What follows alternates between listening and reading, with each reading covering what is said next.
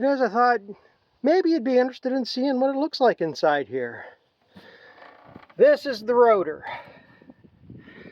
And there's your sieves in the bottom, and that's the rasp bar there in the middle of all that. I don't see a rasp bar back there. I think there's probably another rasp bar on the back side of that. It's got to be more than one in there.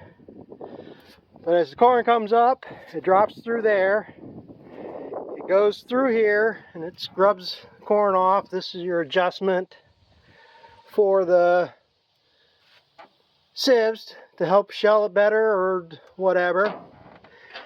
Then it goes and goes around the end, and then I probably have to get on the back side to show that. And it's got this paddle wheel here with more screenings for the shelled corn to fall out. And these paddle wheels push it out. Cobs drop out the back here.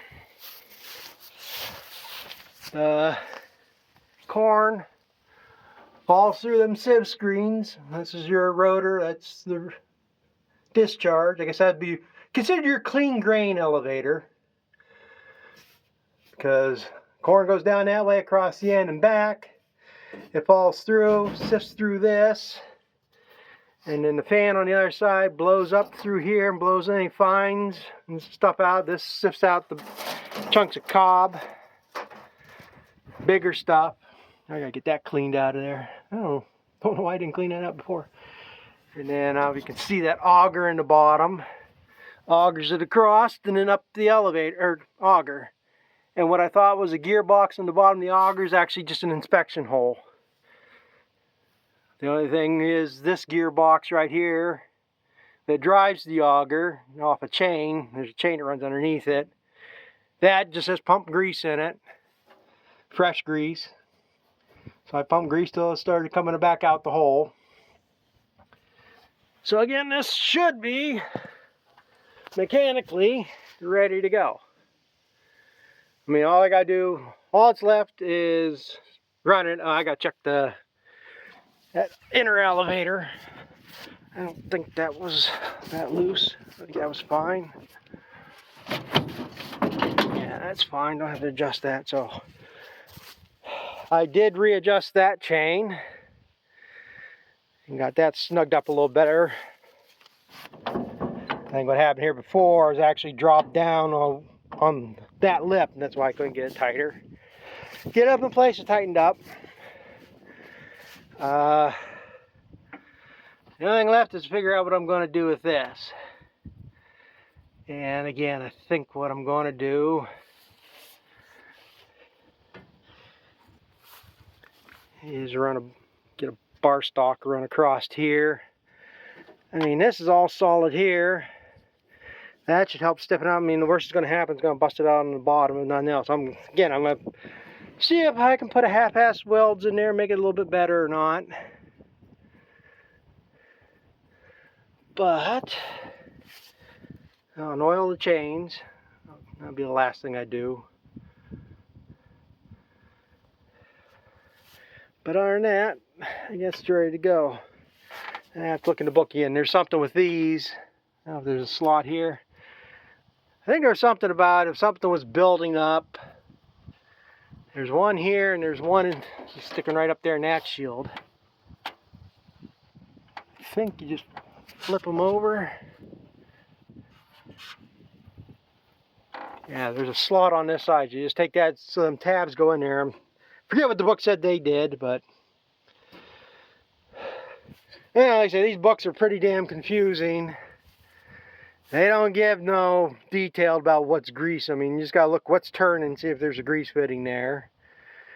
Ain't much detailed in them, but there is some fun facts in them.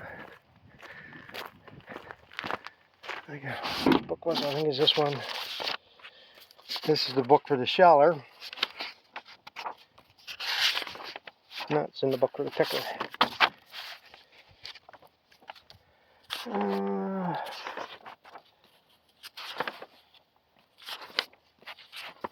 Yeah, hold on, let me find that page. Yeah, it's in the book with the pickers here. Picker book that you can get. Okay. This is the husking bed you get. A 327 is the 12-roll husking bed.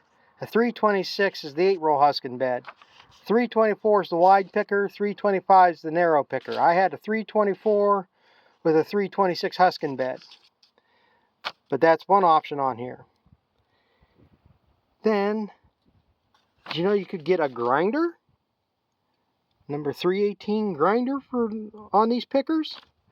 Or a 314 sheller, or this 329 sheller like I got. So I found that pretty neat. You could get a. Be neat if you could find one. I wonder if there's any out there. Must be to make high moisture corn or something. I mean,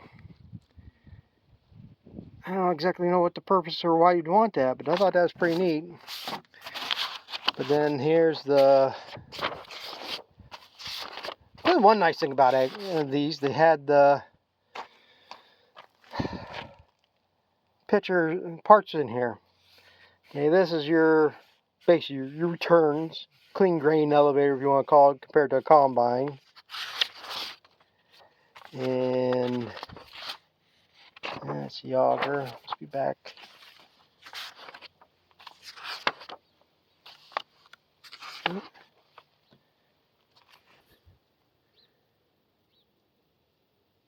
That doesn't seem right. No, that's the fan. Yeah, discharge auger. Shaker shoe. Cylinder and cage. And this is your rotor in there. Yeah, there is another rasp bar on the back. One on the front. So like I say, it comes down here and then it goes through here and back out that other elevator or auger. Paddled. And then I guess if it's kicking stuff out too much, you got too much going on, there's another piece that you can bolt on. I guess you can put multiple, just a piece, basically all the strap bar just goes across there, you just bolt onto it. So there ain't really much to it. But, so yeah, we're getting closer. I got one more inspection door to take off there and get them other ones put back on. Just seeing what was down in there. And then, see, I don't think I'm going to turn it over here today yet. I got to pump up that tire, see if that tire holds air. If not, I got another old manure spreader, basically a brand new tire on it. And I'm pretty sure it's the same size. I mean, I know it'll fit on there. It might be a little narrower tire. But if nothing else, I'll head back down to that junkyard. Well, if I end up buying that one wagon, I'm going to be right down there anyhow. But they told me $50 for a tire like that for a picker. So I'm going to be going back down there to get that tire. So I'm going to finish this up and then move on to something else. Well, I may have come up with something that may work or help. I mean, regardless, I still got to do some welding on this, rebracing that way. But I want to take some of the flex out of this. I found this. I'm thinking here. What this is, I have an applicator from a round baler, and this bolts onto the top of that to be taken back to something to take the flex out of, because you got a 25-gallon tank full of liquid, it's going to shake around. Should have two of these. I only found the one, but the problem is if I went from where I was thinking, like somewhere from here, it's too long. And if I could cut this outside tube off, the problem is it's got two of these jam nuts, and if I go from even there, like I figured, I'd have to cut both. But I could put that there, and if I can find the other one, I'm thinking if I mounted here and mounted it to that, it's about long enough, just right, to mount to that bolt. I'd have to flip it around. I'd have to drill that hole out.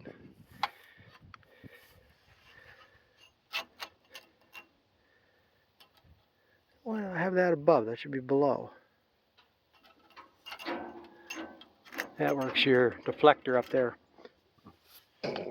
But I think if I can find that other one, which should have been where this one is, I'll have to dig. Let me see, if I take this one, mount from here to the top here, and then mount the other one from here to here, that'll take a lot of the flex from the top of that, brace that up. It'll help. It's probably not going to be the best. Because I'm afraid no matter what you do, you ain't going to weld that. I'm not going to weld it, but now if anybody's going to want to monkey with that after I've screwed that up like that, but I think that just might work, or it's at least going to help. And that's a problem. I mean, this is heavy back here, and you get this flexing. That's probably what's ripping that out. So I'm going to see if I can go find that other one. That's looking like a fairly usable option, I guess. And if that will work, I'll have to change this around. It's no big deal.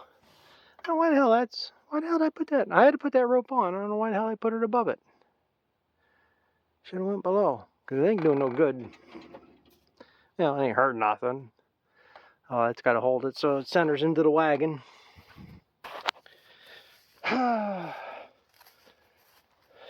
Getting closer. I'm gonna go dig some more.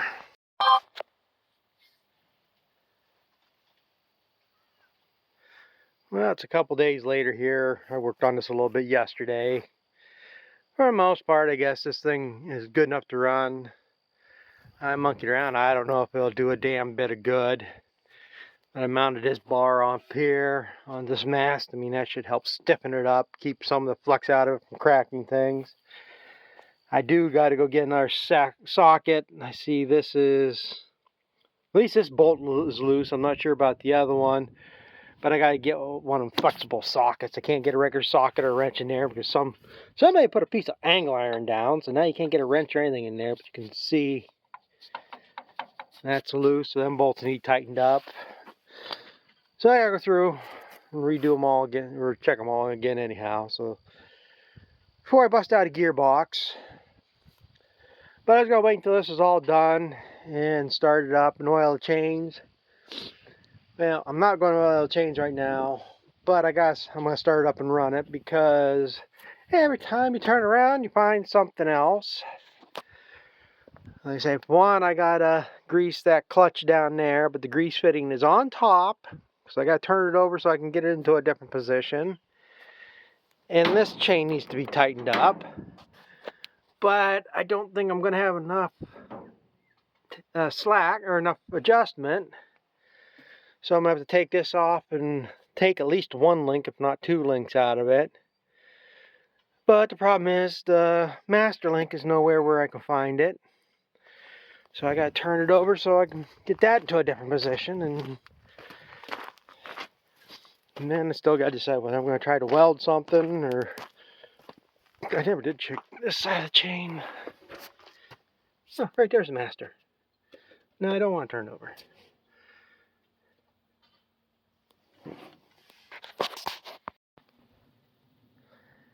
Yeah, now that I got this all pretty much ready to go, the only thing I found since the last videos I'd made, this chain here was really loose.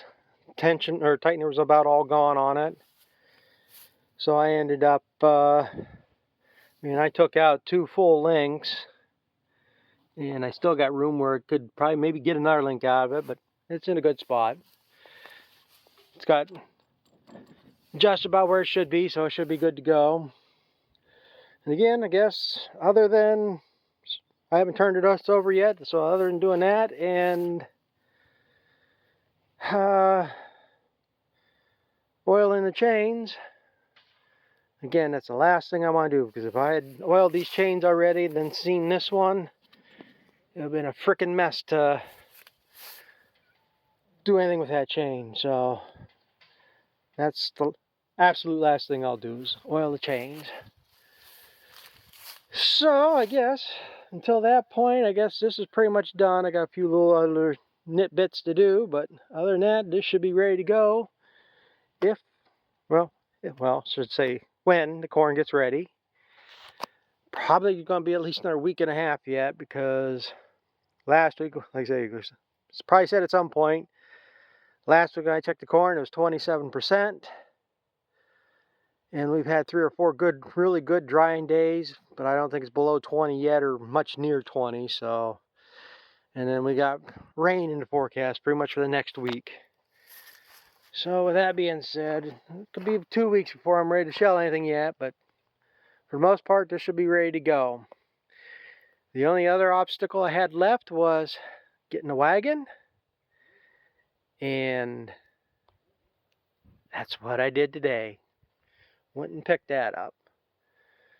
So that'll be another series of videos deciding whether I'm going to mount that wagon on that running gear or another running gear I have. But we got a wagon, got a picker that should run, so all I need now is the corn to be ready. So thanks for watching. We'll catch up with you later. Comment, rate, subscribe. I know what's been going on. The has slowed down here a little bit on views and stuff. I don't know. It's just not interesting or what, but I do appreciate everybody that does watch. Thanks.